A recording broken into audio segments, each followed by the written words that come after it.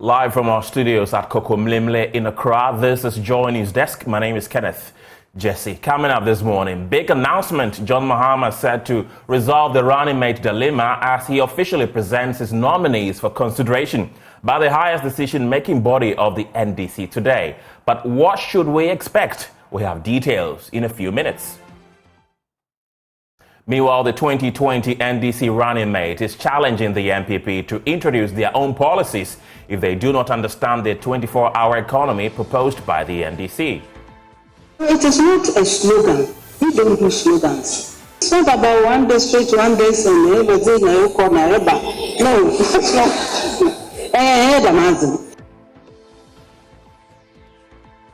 There are growing concerns of stray animals taking over the streets of Accra. We will interrogate the development and seek solutions from authorities.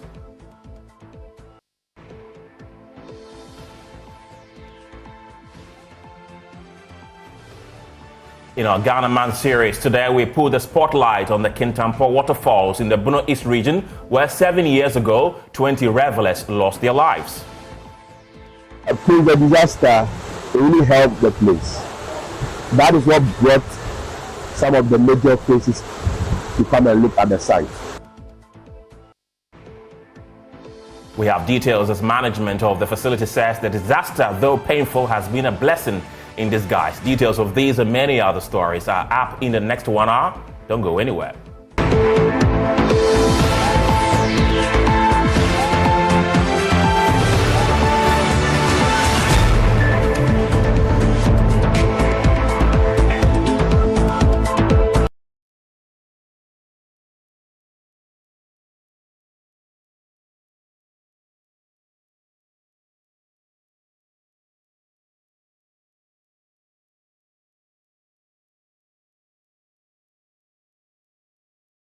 Welcome to the program. NDC flag bearer John Mahama is expected to present his running mate to the party's National Executive Committee today. This will be after his presentation of his nominee to the Council of Elders. The NDC describes the event as a critical step towards the party's preparations towards the 2024 elections. A statement issued by the party reads. Right, we'll be bringing you details of that statement in a bit, but in the meantime, the suspense surrounding who partners opposition leader John Mahama in the crucial 2024 general election will be brought to a finality today. It has been close to a year since the NDC elected its flag bearer, but without a running mate amidst mounting pressure, as many believe the choice of personality will be critical and a game changer in the election. John Mahama has finally made the bold move after several consultations and will present his nominees for consideration by the top hierarchy of the party today.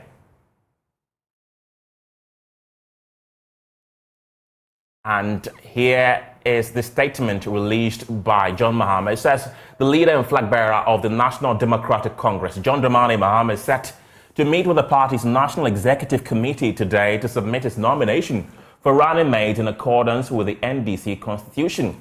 Earlier this morning, Mr. Mahama will present his nominee to the Council of Elders. Today's event marks a critical step in the party's preparations for the upcoming general elections. The NDC Constitution requires the party's presidential candidate to nominate a running mate in consultation with the National Executive Committee and the National Council of Elders. It continues to say that as leader of the NDC, Mr. Mahama remains committed to representing the interests of all Ghanaians and building the Ghana we want together. Right, and the suspense surrounding who partners opposition leader John Mahama in the crucial 2024 general election will be brought to a finality today. It has been close to a year since the NDC elected its flag bearer, but without a running mate amidst mounting pressure, as many believe the choice of personality will be critical and a game changer in the election. John Mahama has finally made the bold move after several consultations and will present his nominees for consideration by the top hierarchy of the party today. Samuel Imbura of our political desk has more in the following report. Today's agenda includes two vital meetings. The Council of Elders will first deliberate on the issues, followed by the National Executive Committee to assess the presented nominations and grant approval. One notable person who has been highly tipped is Professor Jane Nana Opoku-Agyeman. There was some impact being made, by the running mission of, Prof. Nana Jim. So I really don't think that there will be any changes. I'll be shocked if there is any change. I believe the choice of a female running mate shows a commitment to gender equality and participation in leadership. I am a gender activist. I believe I'm very sensitive when it comes to gender. And for me, the lady or our mother, Nana Jane, did marvelously well. The NDC believes the selection will complement John Dramani Mahama's vision, as explained by Mustafa Bandi, Deputy General Secretary of the party. This slot is reserved for an individual who will complement to the vision of the president. Pollster Ben Efson weighs in on the ideal personality to boost John Mahama's candidacy. Yes, they can't pick another Northerner. And in the situation that they are faced, I think that Prof. Nana, with his experience and exposure, would be their best bet. As anticipation builds, all eyes are on the NDC for the big announcement, eagerly awaited by party members, political observers, and the public.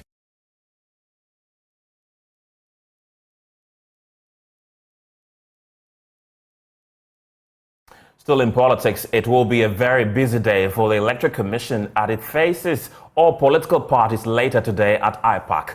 The meeting is expected to address concerns by political parties about the electoral processes building to the election in December. Key among the nagging issues is the delay in the release of the election calendar. Samuel Imbura of our political desk joins us live from the EC headquarters. Imbura, welcome to the show. Has the meeting already started? All the interested parties are now arriving, and in the next 30 minutes, we should have the meeting starting at the old EC office here in Rage. We've been told that media presence is not allowed, so we have to pitch camp outside. Have the meeting kick-starting at the old EC office here in Rage. We've been told that media presence is not allowed, so we have to pitch camp outside to monitor all the proceedings. But what I do know, what the information we have gathered so far, points to the fact that there are critical issues that this inter-party advisory committee will be dealing with. So all the political parties will come to raise their concerns. The EC also has its agenda that it will place before it. But critical among the issues has to do with the release of the elections calendar. We are just left with barely some 7 months to the elections, and the political parties are quite agitated that the EC hasn't issued an election calendar to inform their next line of activities. We know last week there was this communication circulating on social media suggesting that was the calendar agreed by the EC, even though the EC said that was not an official one. So today, that is the main issue on the banner that they'll be looking at. And also, the other critical issues they are going to look at per my sources will also include issues concerning how the entire elections will be conducted. And like I said, it is supposed to be captured in the election calendar that the EC is supposed to present to the various political parties. We know that there were issues concerning the dates of the main election. It should be shifted to November. However, we know that the EC says it will start the legal process this year. However, it will be implemented in 2028. So it's actually a myriad of issues that they will be looking at here at the IPAC meeting. And after that, there will be a consensus that would be agreed by all the parties and communicated to the media. So for now, all the representatives of the political parties, I must say, have arrived. We are waiting for the EC officials as well to fully form a quorum, and then this all-important IPAC meeting would kickstart. Kenneth. From the EC's headquarters, thank you very much. Meanwhile, the 2020 NDC running mate, Professor Nana Opoku-Agyeman, is challenging the NPP to introduce their own policies if they do not understand the 24-hour economy proposed by her party. She says the NDC does not rely on slogans to run its campaign, but properly thought-through policies that will change the lives of the ordinary Ghanaian. She was speaking at the University of Cape Coast. When we proposed the 4-month maternity leave, and people said, we heard all kinds of things. I said, yeah, because you've never been pregnant before. You don't know. You have no idea. Do you know why sometimes the woman stays at work until the day of delivery?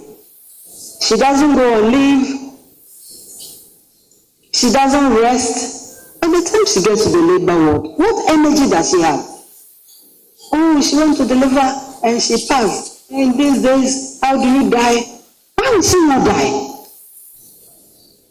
That's something else. And if at the time she went to the hospital, the nurse didn't know how to find her phone and call the doctor, but the hospital was operating in the night like it does during the day in a 24-hour economy. Can you imagine the lives you can save? Have you taken somebody to an emergency department at night and been told that the doctor will come in the morning? During those hours, do you know what can happen to somebody? And what keeps happening? So it is not a slogan. We don't do slogans. It's not about that.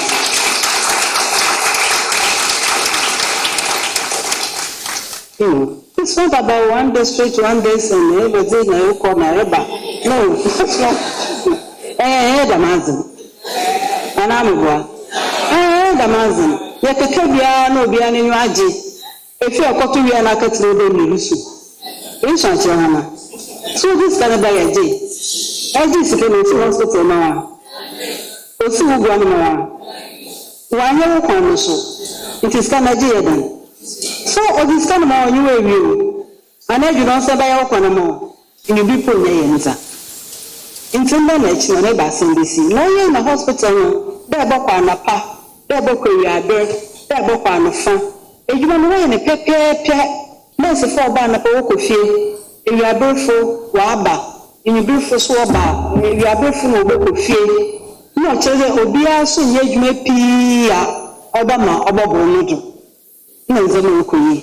Legends, winning Panaka, Washer, Nasum, Yabifi. It's a Mayan Canyon. Nti ambata kana akase ya meye no honyamna ofan ko kesi to na afibia no ma $1 million skano wahi na ekopoa ofunyi bia benya ekoko ti bibia se njenjida esa adwuma otiatia obi ni no obi kire announce them. So our plans necessarily and perforce reflect the interests of all of us. Some say that we consult because we don't know what we are doing. So we go and call these people. Who are these people? Are they the ones going to vote for you? Are they these people? And you believe you are better off than them? Nobody is. You can be better tomorrow than you are today. You. That's what it is. But we can work together to achieve success for everyone. So these are some of the progressive proposals that we are bringing to target all of us, especially women, give them flexibility. For me, is the biggest item. And I want to take this opportunity to appreciate and invite every woman in Ghana.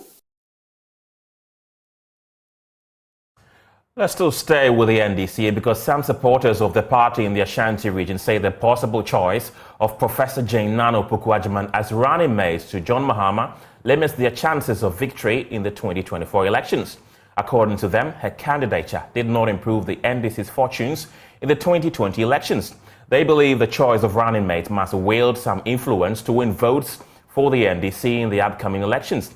Nana Yaojima was at a press conference of the group and has filed the following report. The press conference was largely patronized by traders at the Kumasi Central Market who were clad in red to signify what they describe as economic hardship.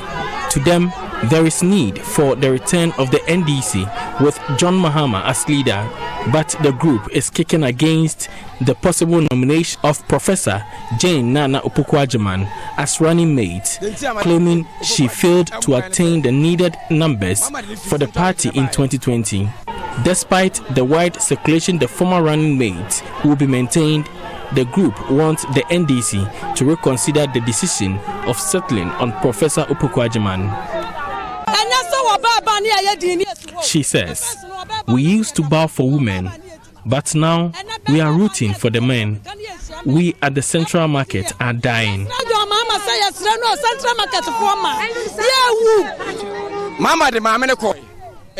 In 2020, we lost the election.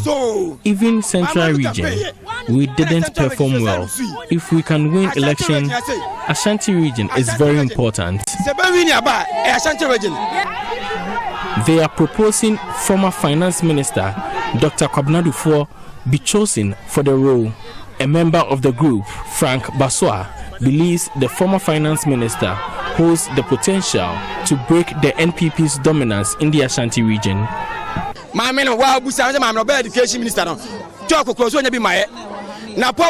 Professor Opoku-Agyeman can't point to any intervention at the Education Ministry. For nothing at all, the NPP can boast of free SHS. Under Dr. Kwabena Duffuor as Finance Minister, there was a stable economy. Ashanti region saw a lot of development. Dr. Duffuor is best fit for the role.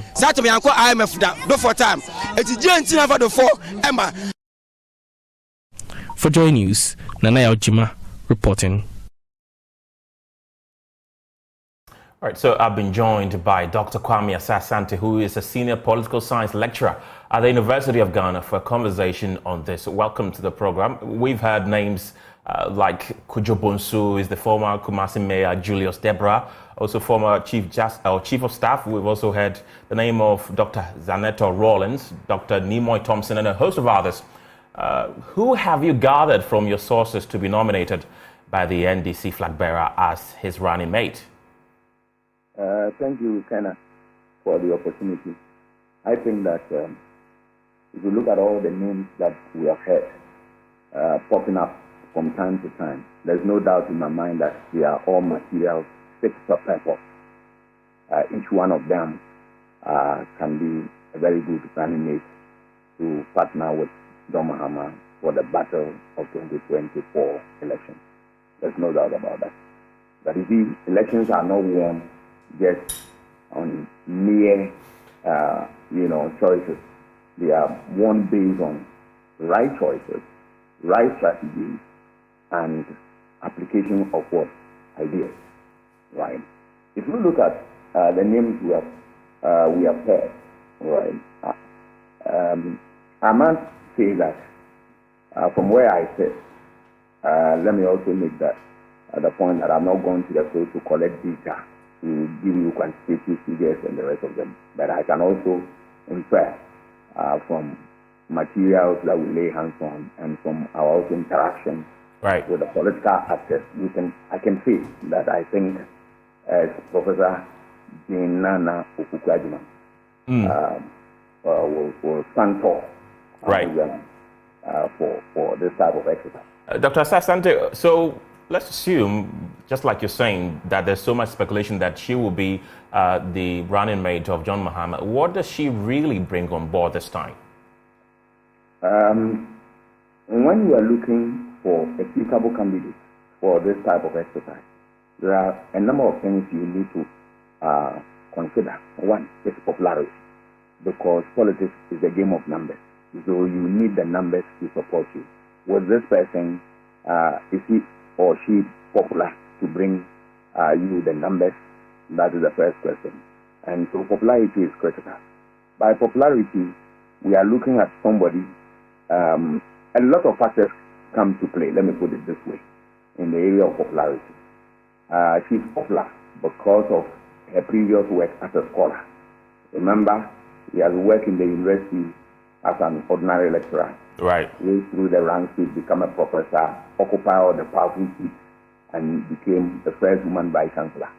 If we are looking at popularity, it's popular among what the community that we look at. Let us remember that the university community is nothing but a microcosm of a country.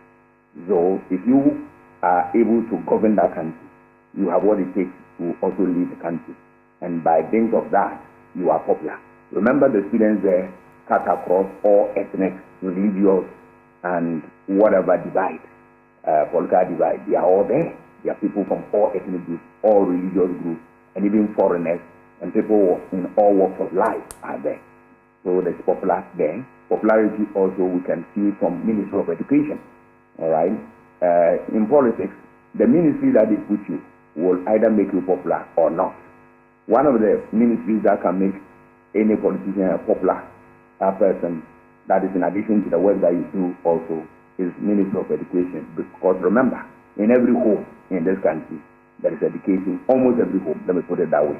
Education going on there, either at the primary level, middle school level, secondary school level, or tertiary level.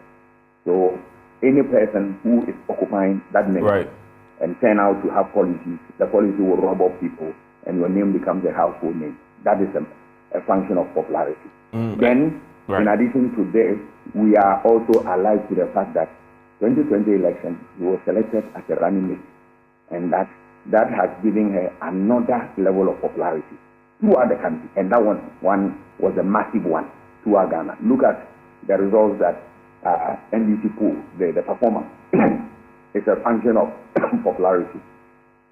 Then come to talk about political popularity in the area of politics and others. He flows with the rank and file within the party and all that.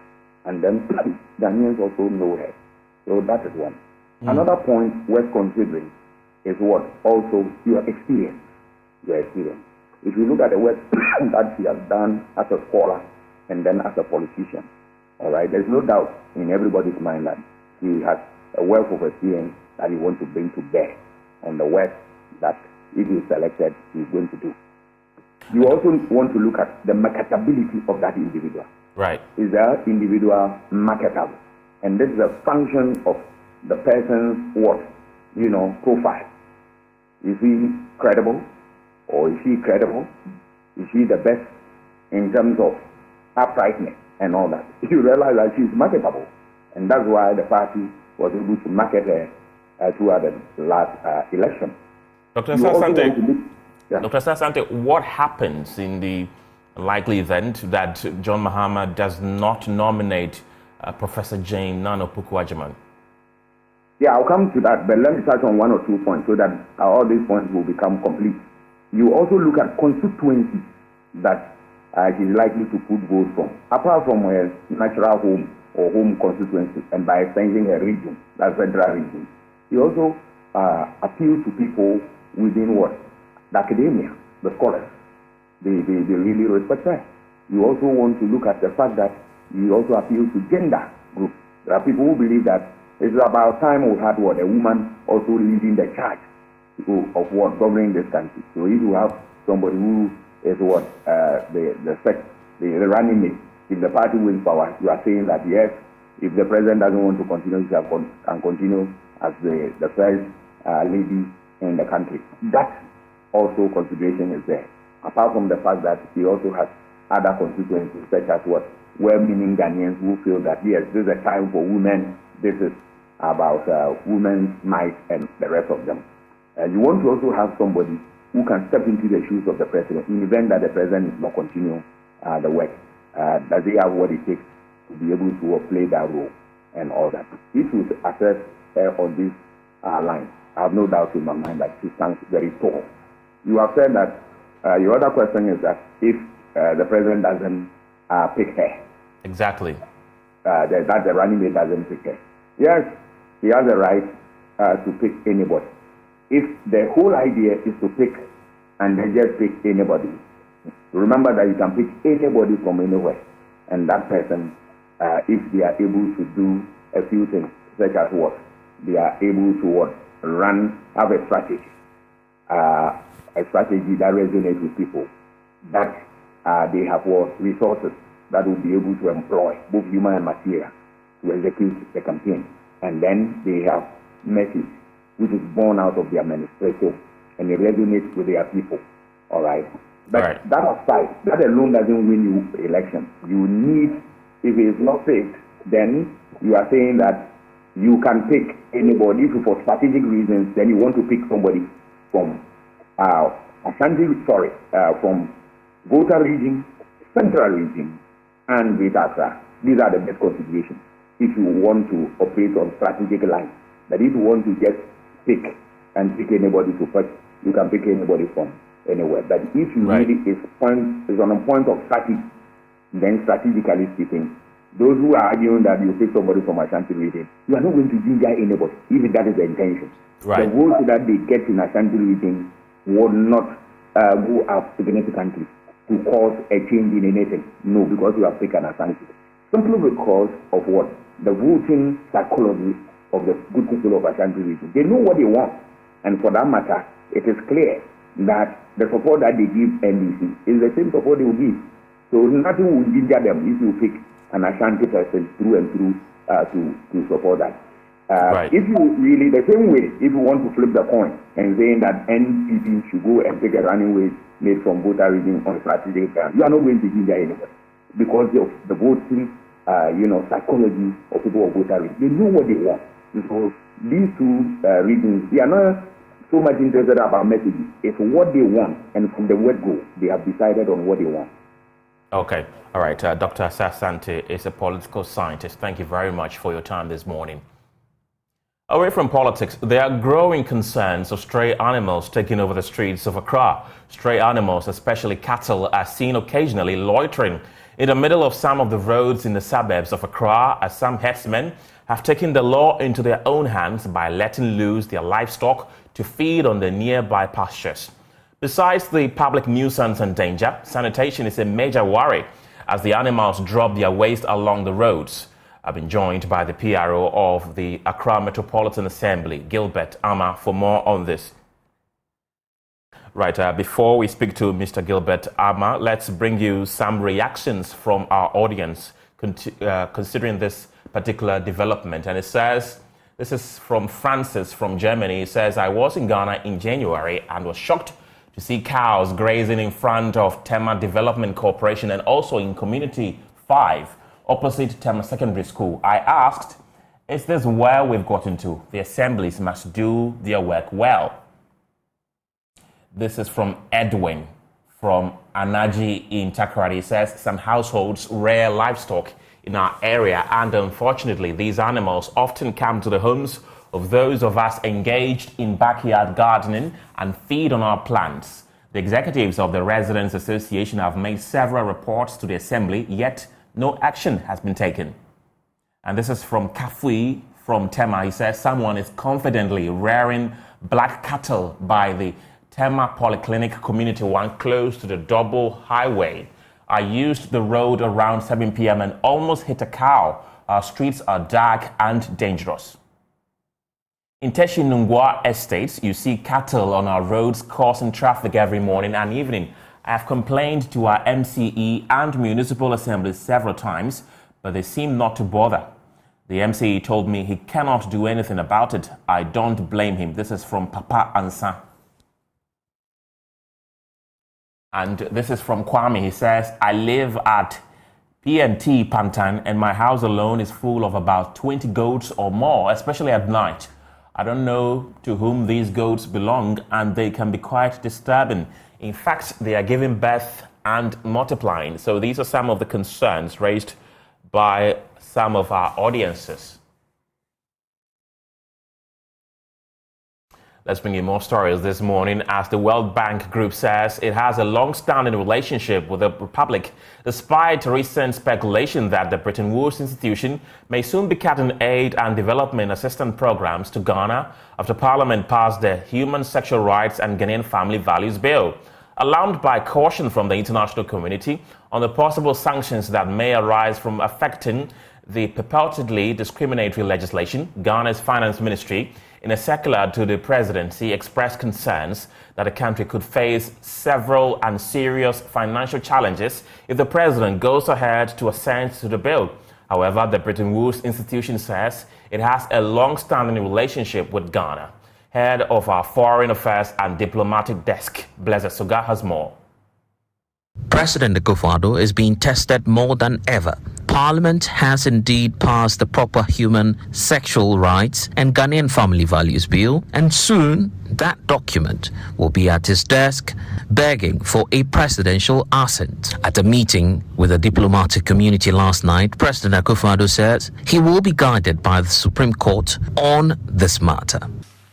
But suffice it to say that I have learned that today a challenge has been mounted at the Supreme Court by a concerned citizen to the constitutionality of the proposed legislation. In the circumstances, it would be as well for all of us to hold our hands and await the decision of the court before any action is taken. President Akufo-Addo has given his assurances to the diplomatic community in Ghana that the country will uphold its long-standing attachment to the values of rule of law and the respect for human rights. As the country awaits its ultimate decision on the passage of the Proper Sexual Human Rights and Family Values Bill, a section of the public remain divided on whether or not the president should give his assent to the passage of this controversial bill. I don't think they should be allowed to make it public, like they have their right to actually practice whatever they want to practice. So I think the president have to sign it, the bill, for the law to be passed. Yeah. Dubai is an example. Those Arab countries, they are an example of it. They are doing. I heard one, I don't know whether it's a minister or in US saying Ghana will lose tourism advantages, which I don't think is true. Dubai is not condoning LGBTQ, and they have the best tourists when it comes to tourism. Dubai is on top. So we have our values. I don't think we have to allow somebody to actually tell us what to do. It's something, if we don't sign, it may end our result to some sanctions. And also we have to also consider our societal values. So Ghana as a society, do our norms allow us to assess such kind of, let me say, in code conduct? Then if it's no, regardless of the sanction that are imposed to us, I think we should hold our integrity. We should hold fast to our values, the customs and values that made us Ghanaians. The president should do whatever is in the best interest for the country. Because Ghana is a country that relies heavily on foreign aid. The burden lies on him to choose between foreign aid and the customs and values of the country. And the president being a human rights lawyer, I believe he will take a decision that is best for the country. The World Bank, in an email correspondence, says it has, quote, a long-standing and productive relationship with Ghana, unquote. Responding to their position on the passage of the bill, the Bretton Woods institution says, quote, the bill has not yet been signed into law. We generally do not comment on bills, unquote. It remains unclear if the financial institution may take a punitive approach if the bill becomes fully enacted. Blessed Sugan reporting for Joy News, Accra. Thank you very much, Blessed. Professor at the Institute of African Studies, Issy Sutherland Addy, is advocating for more adaptive school curriculum. Speaking during the launch of the Ifo Sutherland Centenary Celebration, Professor Addy highlighted the need for flexibility, emphasizing that the current educational framework primarily focuses on exam-oriented learning. She's calling for an integration of practical and creative activities into the curriculum with the aim of nurturing a more holistic and versatile approach to education.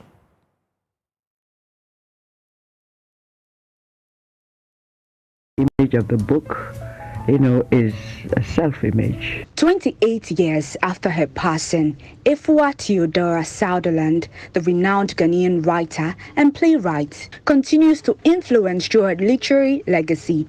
Noted for her significant contributions to Ghana's cultural and literary scene, she championed indigenous drama and the arts, leaving an enduring impact on the nation's heritage. The Sutherland Centenary Project now stands as a tribute, aiming to rejuvenate and reinforce a remarkable legacy for present and future generations, both at home and abroad. Efua Sutherland's daughter, Professor A.C. Sutherland Addy, is advocating for a curriculum shift, urging the inclusion of creative activities beyond exam-focused education. There's a lot more that could be done. I think that perhaps our curriculum is overloaded, and therefore sometimes the school system is skewed towards just trying to get people to pass examinations. And I can tell you from being in education all my working life that what gets you a job, what gets you forward is not necessarily the exam you pass, but the other things that you know how to do. Can you speak in public? Do you understand your history? Do you understand your own language? And so on. Those are the things that get you ahead, even outside Ghana. So I think that we have to realize, that something needs to change. And we look forward to some of the promises that have been made by the Ministry of Education to pay more attention to our languages and to do what we can. We need corporate Ghana also to support, the school systems and to make that something that of their corporate social responsibilities. She's also calling for sustainability policies to protect the environment. It's not only that the environment is deteriorating for us, it's deteriorating for the children, and there will be a point in time where if we don't take care, there's nothing we can do about it, and people are going to we were going to be a resource-rich country that has now been has lost its resources. So I certainly think that if we want to honor people like this, then we should look at the things that they cared about. Certainly, her children have tried to maintain what she wanted to do by creating a park on her land where children can come and families can come and so on. She fought to make the children's park, opposite the National Theatre, create it and let it be sustained, do programs there and so on. And what I want to ask is that each one of us should join a team of people. Let us become a coalition that tells our government that that park has to be maintained and sustained. The Sutherland Centenary celebration spans a year dedicated to honoring the enduring legacies of the renowned playwright. Rejoice Semifak pursues reports for Joy News. Educationally, it is absolutely necessary to make an effort to give our children that kind of a book.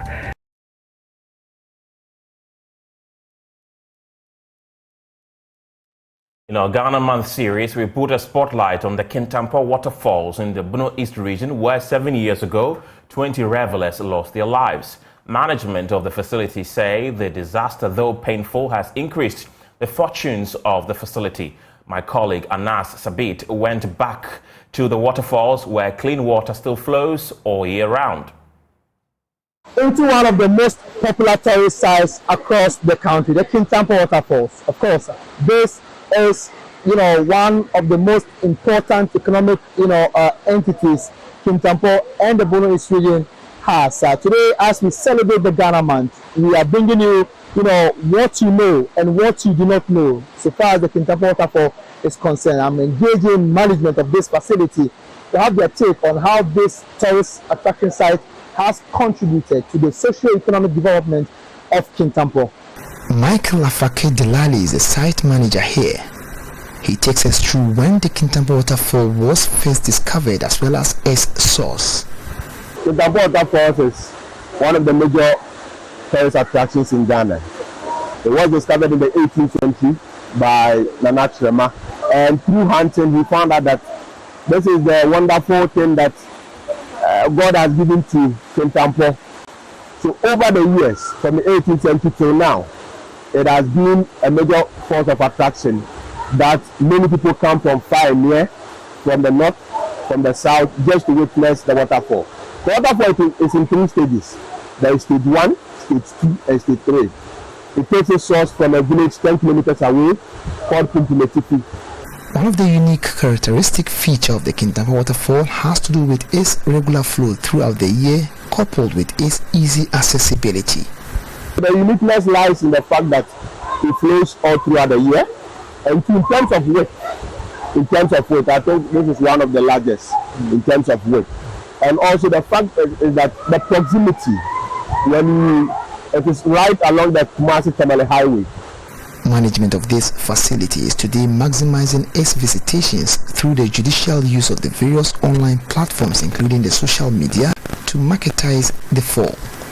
So the world is moving on the digital world, so we are also going along. So we created some pages on Instagram, on TikTok, on Google Business, and this helped us to reach out to people that are far away, because people that are in Kintampo, normally when they want to come, they just drive in and say, okay, fine, we are bringing in people. But what if you are far? How do you get to contact us? So the social media also help show that out to the people. Regional Director of the Ghana Tourism Authority, Joseph Apieji, under whose supervision the facility had a facelift recently under a World Bank project, says the recent additions has gone a long way to help improve the visitations of the area. The enhancement, I think I should be the #1 person to be excited about the whole enhancement or renovation that has taken place at this waterfalls. So we want to say a big thanks to the World Bank for seeing the need to add value to this important facility, which is dear to the heart of the people of Kintampo, Bono East, and Ghana at large. For him, the facility since its establishment has contributed immensely to the socio-economic development of the Kintampo municipality. A lot of cars stop at Kintampo, students, churches, other institutions, they come, and when they come, they spend money, they need money here. So it has greatly improved upon the economy of Kintampo municipality. We've also come across some revelers or tourists are here, most of whom are students of some major tertiary institutions across the country. They've been narrating to us their impression about this particular site and what they feel needs to be done to help improve it to a much better status. We're from Germany. We've been in Ghana for half a year, and now we are traveling the country. And we heard about these waterfalls, the Kintampo Falls, and we thought, yeah, we have to check those out. It's a nice place, so yeah, we really like it there. We heard about the site, and we decided to come in and experience it. And when we came, it was cool. We actually enjoyed the falls and the water. Actually, everything was good. Okay, I'm Janet, and we are here to have fun. Okay, here is very cool. It's a nice place too. I've been hearing about the Kintampo waterfall, and it's very nice. And if you picture it, you see how nature works. You see how the water comes and the speed in which it falls. Business news is next after the break. Hi, good morning. Welcome to Business. My name is Darryl Kwao. As part of measures to bridge the gap between academia and industry, the CFA Society Ghana says it is keen on supporting young people acquiring more skills. According to local coordinator for the CFA Institute Research Challenge, Emmanuel Ojemboache, corporate firms should deepen engagement with young people to fit in industry after school. He spoke to Joy Business at the 3rd Institute Research Challenge. The CFA Institute Research Challenge is a worldwide intercollegiate competition between teams of students. The challenge is a unique education opportunity to apply what one has learned in the classroom to real-world practice in equity research. The CFA Institute Research Challenge is an annual research challenge that is held for almost all the global universities around the world. So it starts with the local, which is the national one, and then you progress to the sub-regional, and then to the regional, and then the global.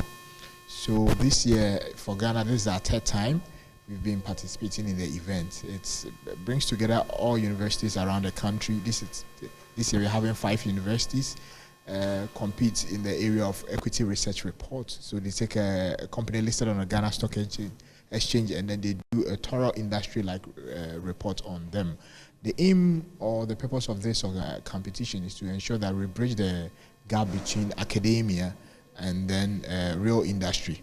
So that gives us the opportunity to really put them on their feet, to pay to top pension fund managers in the country as to either they should make a buy or sell or hold decision on a listed company. So this is what the competition sought to achieve. The winning team was the Capital Curators representing Ashanti University. Second place was Team Valorem representing the University of Ghana. The African Furniture, Lighting and Accessories Trade Exhibition, organized by curator and interior designer Delilah Mensah, which is currently underway in Accra, aims to address the challenges faced by small and medium-scale enterprises in marketing. According to interior designer Delilah Mensah, the exhibition will bridge the gap between producers and customers and also enhance their visibility on the market. African Furniture, Lighting and Accessories Trade Exhibition is designed to be a catalyst in supporting local industry to foster its growth. Some exhibited items include lamps, chairs, decorative doors, mirrors and other items. In an interview, curator Delilah Mensah urged the public to take advantage of the exhibition to source for quality items. What we're trying to achieve is bringing the producers, small-scale producers, of accent pieces of furniture, which can be added to the normal settees and things, so that these people, we're bringing them together with purchasers. A lot of them are in different corners of Accra and out of Accra. So we're bringing them under one roof so that people who are interested in purchasing for their homes, offices and hotels can come here, source for clients or for themselves and buy. What we're doing is that we're not doing sales on the floor. It's for viewing only. We're having codes. So when you see a code on an item, then you call the producer and quote the code, and then you discuss the the purchasing from there. So all these items here are samples. Then they're samples for you to select, call the producer, and then you discuss about placing orders. First Lady Rebecca Kufuado visited the exhibitors and purchasers to show her support. And that's it for this segment. The news returns after the break. You're welcome back. About 15.2% of female adolescents in Ghana aged 15 to 19 have ever been pregnant, underscoring the prevalence of teenage motherhood. The prevalence within the age range is almost 1/5 of the global prevalence. The regional disparities are striking, with teenage pregnancy rates ranging from 6% in the Greater Accra region to 26% in the Savannah region.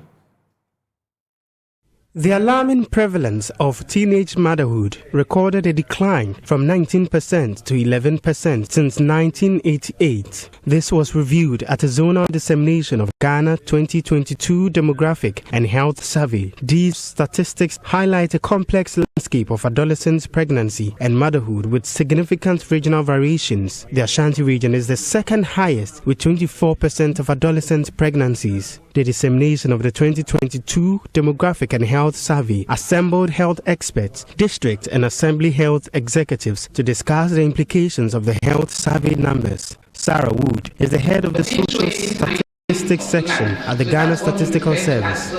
For the teenage pregnancy for women aged 15 to 19 years, you realize that for Ashanti region is 24%. And even for the other regions too, it's not the best that within that age period we should be having women or young women being pregnant or giving birth. So it's something that is worrying that policymakers will have to do something about. The Ghana 2022 Demographic and Health Survey is a population-level survey designed to monitor and assess progress in the utilization and management of healthcare services across all 16 regions of the country. The 5-week dissemination exercise focused on data generated from 15 target areas including child health, malaria, infant and child mortality, HIV/AIDS and health insurance. Other exploits include marriage and sexuality, fertility, family planning, household water and sanitation, women's empowerment, domestic violence and agency, consent and cohesion. Director of Regional Offices of the Ghana Statistical Service, Emmanuel George says the report will provide a vital source of information for the Ministry of Health, enabling the measurement of outcome and impact of health programs.